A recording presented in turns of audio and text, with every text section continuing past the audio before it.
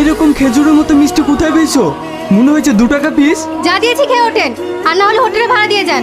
সে মিষ্টি তো পয়সা। যারা বাবার কালে মিষ্টি কখনো খায়নি, তারা মিষ্টির স্বাদ বুঝবে কি করে? তা বললো তোমাদের মিষ্টি।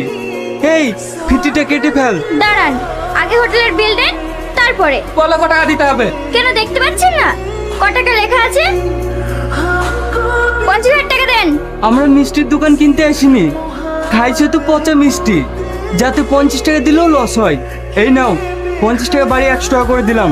দেখুন, আমরা ভিখিরি না, তাড়াতাড়ি 50,000 টাকা বের করুন, নাহলে কিন্তু খুব খারাপ হয়ে যাবে। ভাই, তুই না বিষ খেয়েছে। ও যে কেন এটা করলো আমি কিছুই বুঝতে পারছি না। ভাই, ও আগুনের জন্য এটা করেছে।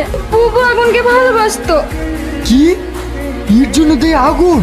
ও কেন